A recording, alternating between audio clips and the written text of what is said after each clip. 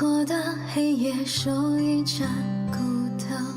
netizen shared that she recently heard about the situation of two friends.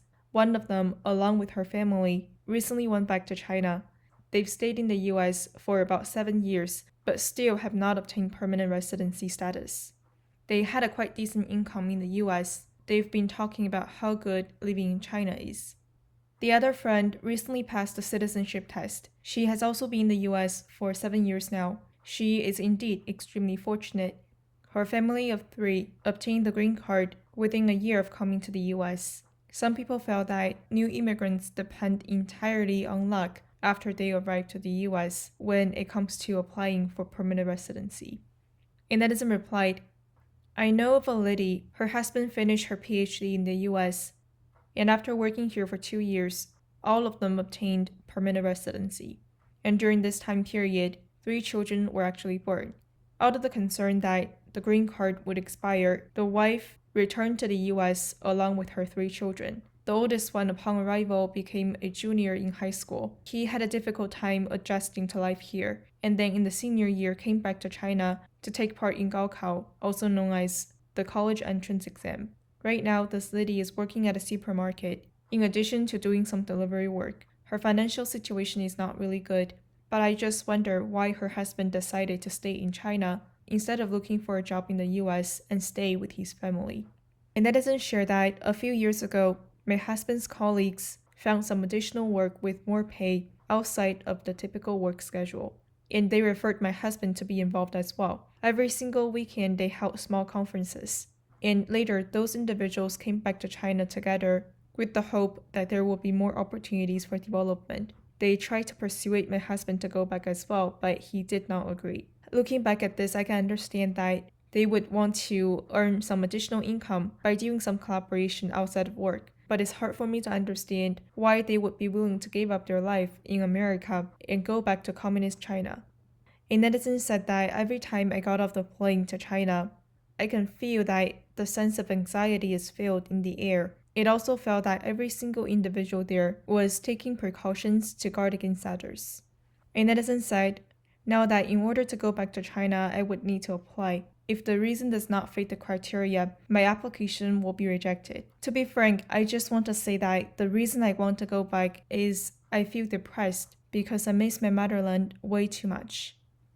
A netizen shared about an article published in the Wall Street Journal on March 7th, with the title Xi Jinping's eager to please bureaucrats snarl his China plans. According to the article, quote, after Chinese leader Xi Jinping ordered rural poverty eliminated by 2020, bureaucrats in the southwestern city of Mianyang got busy with paperwork. Instructed to devote 70% of their time to the campaign, they diligently filled out forms certifying compliance, a practice known as leaving marks, said Peng Jia, a local judicial clerk who joined the effort.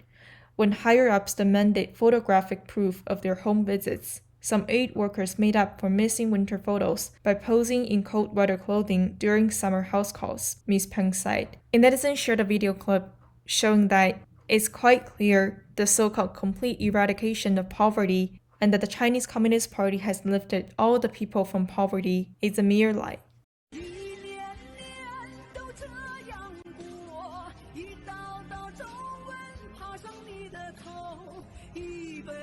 A netizen shared a video clip showing the economic depression that can be observed through stores on the streets in Dongguan, as the vast majority of the stores have either been sold or posted plaques with the words, final 7 days of clearance. The netizen that recorded this video clip mocked the major businesses in China by claiming how grateful he felt to the owners of these big corporations like Jack Ma. 感谢马云呢，感谢刘强东啊，感谢阿里巴巴，咱们桥了市场这边的门面啊，关的关，租的租，已经全部关完了啊。A netizen mocked and said, does this video confirm that the PRC, under leadership of the Communist Party of China, is the only economic power in the world that had a rise in GDP amid the global pandemic? Similar situations can be seen in Wuhan, Guangzhou, as well as the city of Shanghai, essentially all across China. A netizen replied, what's shown on CCTV as well as the 2 sessions of the National People's Congress are merely things that the CCP wants the world to see, instead of the reality. A netizen shared that according to news from Tencent, the Chinese people are particularly fearful of illnesses and poverty. A chart was also attached in the news report with a list of things that, based on data collected in the urban as well as the rural areas, people were asked about the question of what are they most fearful of, and the list included losing health and contracting illnesses, being the state of poverty, being discriminated against and do not have any social status, being misunderstood and losing friends, being betrayed, dying, and aging. The results were in both the urban as well as rural areas. The one that topped the list was losing health and contracting illnesses, and the second one on both lists was being a state of poverty. A netizen said, "Does the so-called People's Republic of China really belong to the Chinese people? Ever since the CCP took power, they've implemented countless campaigns meant to suppress the Chinese people and deprive them of their rights, while in the meantime, destroying traditional Chinese culture and civilization, causing harm to the environment, among others, while they have been granting themselves all kinds of special privileges. How can the argument be made that the People's Republic of China belongs to the Chinese people?"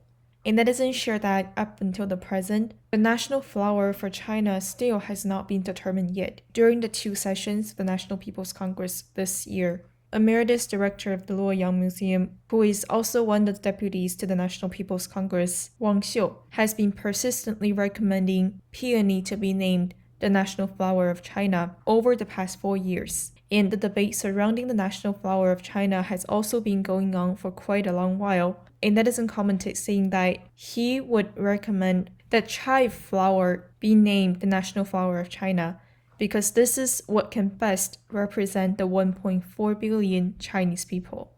A netizen mocked, saying that the chive flower well represents ordinary Chinese people today, as they can be seen all across the country and always grow quickly, just like the Chinese people. The Chinese Communist Party has never been hesitant to exploit ordinary Chinese people.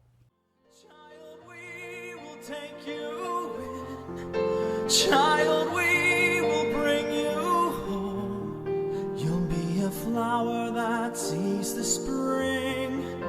Soon a dove flying high